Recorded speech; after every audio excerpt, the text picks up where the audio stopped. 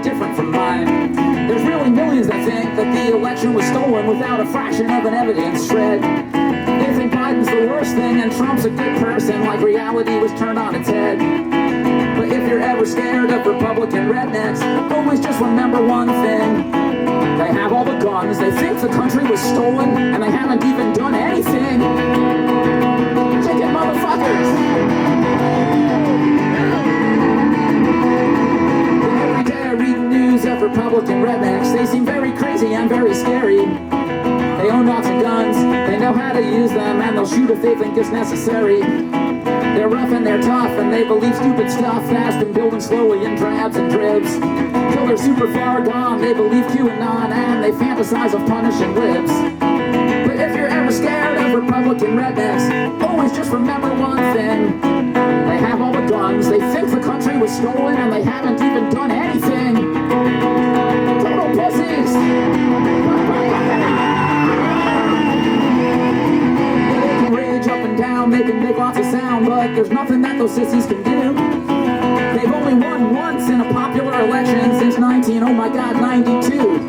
If the country was stolen, would you sit and do nothing, just complain about it year after year? So just look at all those millions of gun-toting rednecks and realize you have nothing to fear. Because they could form a whole army, or at least a militia, or at least one single suicide bomber. I mean, they're literally convinced the U.S. has been stolen, and this makes me feel 100 times calmer. Because if you're ever scared of Republican rednecks, always just remember one thing. They have all the guns, they think the country was stolen, and they don't have the brains to do anything. What a bunch of front and ass, shit-talking, cracker motherfuckers! It's the least patriotic shit I've ever heard!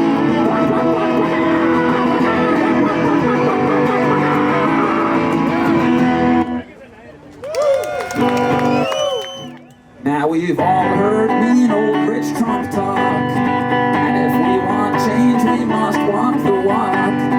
'Cause there's a vote for women's choices, there's a vote that's co-ed, there's a vote for all voices.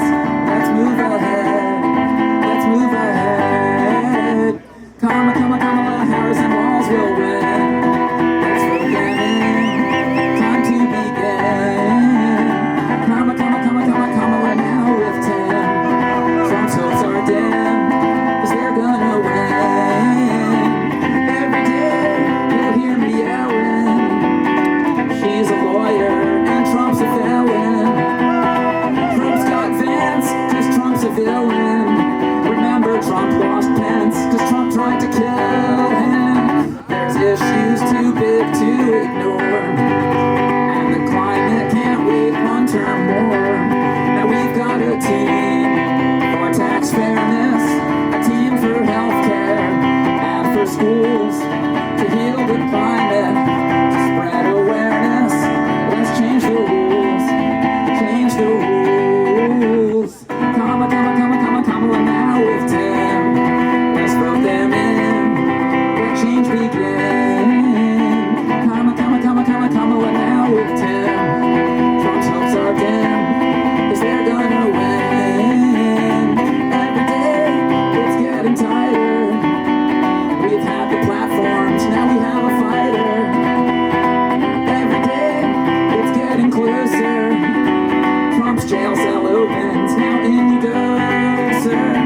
Kamala Harris and Walz will win. Let's vote them in, let change begin. Kamala now with 10. Trump's hopes are dim, 'cause they're gonna win.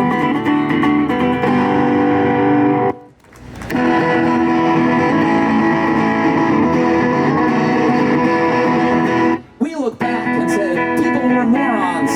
They were lunatics, numbskulls, and harebrains. 'Cause in old times the bars allowed smoking, and ashtrays were built into airplanes.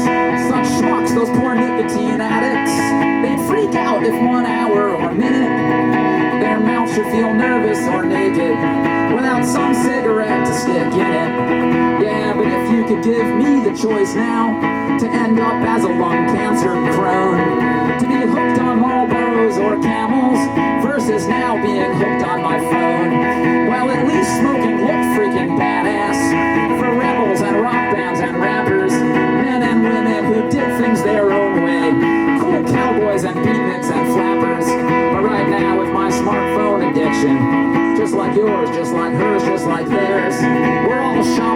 one big McDonald's with one drug for both rebels and squares. And I know future folks will all mock us, call us dumbasses, clowns, and unfortunates, falling prey to an all-day addiction, willing slaves to the corporate extortionists. They'll look back and say people were morons.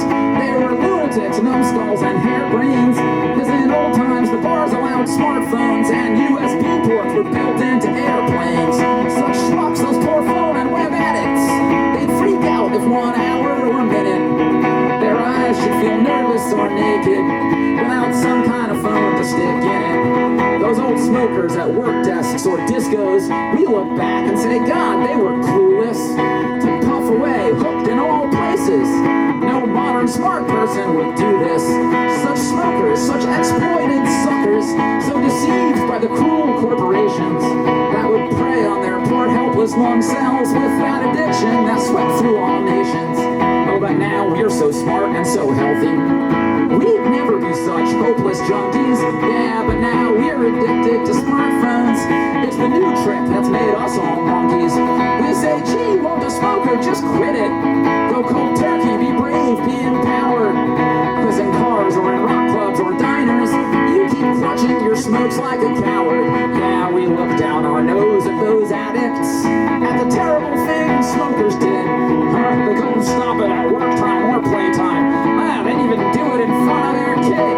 Yeah, but if I try to go one day without phones, let alone get to total sobriety, those smokers would run rings around me. They'd all laugh while I die from anxiety. So just see who the more helpless victim is with the addiction that keeps us unfocused, that now preys on our poor helpless weaknesses and swarms earth like a ravenous locust. So those smokers were just downright lucky, man. It was possible at least to kick those things. Now watch me step out, light up, and check Instagram, cause my dumbass is addicted to both things. Oh, they'll look back and say people were morons. They were lunatics, numbskulls, and harebrains. Cause in old times the bars allowed smartphones and USB ports were built into airplanes.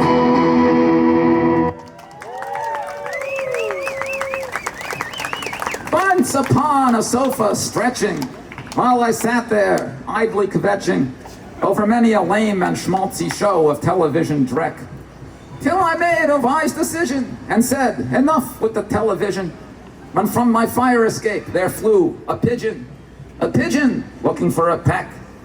Just some flying schnorrer, surely, looking for some crumb to peck. Only this, so what the heck? Inside my Lower East Side dwelling, while up the street some yutz was yelling, for how long there was no telling, while this pigeon pranced about, till perched upon my icebox stewing, sat this bird, not even cooing. This pigeon, what does he think he's doing? He's just a pain right in my neck. One claw curled like a ratner's rugula, with beak for cocked and feathers for schlugana. Oi, I said, this bird's mishugana, flying right inside like this. You see my walk-up's nothing fancy. What makes you do this thing so chancy? Shoo, fly back out to Delancey, unless you'd care now to discuss this. What reason do you have for coming, if you care now to discuss this? Quoth the pigeon, Bupkus. Schmuck, I said, thing of service, flying rat, local or tourist. My icebox must hold something for us to satisfy you and send you off to flap. Some old leftover Leshko's latke, or a bissela Moisha's babka, a matzo ball, a drop of vodka, a lekuna schmeck, some little snack. What nosh here can we please you with? Instruct us. Quoth the pigeon, Bupkus.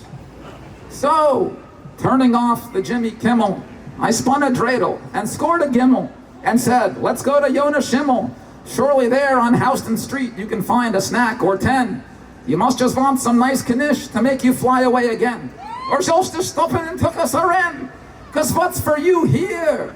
Condos soar. Old skies you flap through are no more. Mom and pop shops you crapped on have closed the store. And Citicorp won't take your dreck. So, was'em gain, old days gone by. Nest now the Bronx or Bedford Stuyve. Schlep off East Side Schlemazel Bird to Flushing or to Little Neck. Ga better devansen. Ga je weg. But the pigeon, I ain't kidding. Still is sitting. Still is sitting. Sometimes on the counter shitting. Staring beak first at the fridge. And his eyes have all the chutzpah of a macher as he struts around and treats me like a putz. Oh, this my sugar off toy pidge. So, we stay here. Two old East Side klutzes. I'm still futzing. He still futzes. Me and this cockleffel pidge. And we'll be happy with what life has ungestoppt us. Pupkas. I'll do one more thing here. Thanks to Showbrain for organizing this whole event. Thanks to everybody who played. And thanks everybody for hanging out.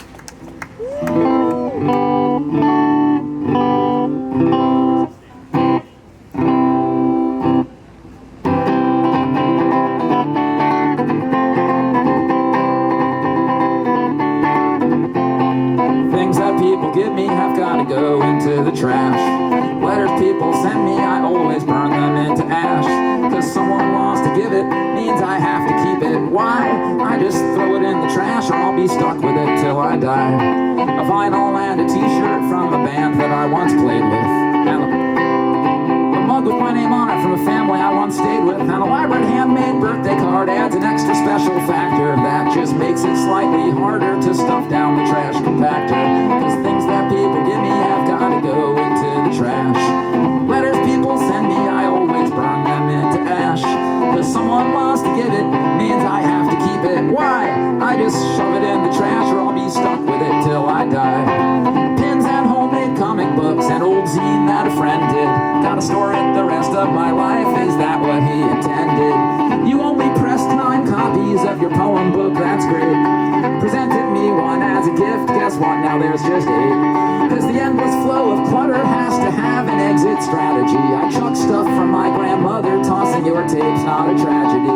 I know this friendship bracelet hardly takes up any space, but the same's true for 10,000 other tchotchkes in my place. So things that people give me have gotta go into the trash. Letters people send me, I always burn them into ash. Just cause you want to give it, means I have to keep it. Why?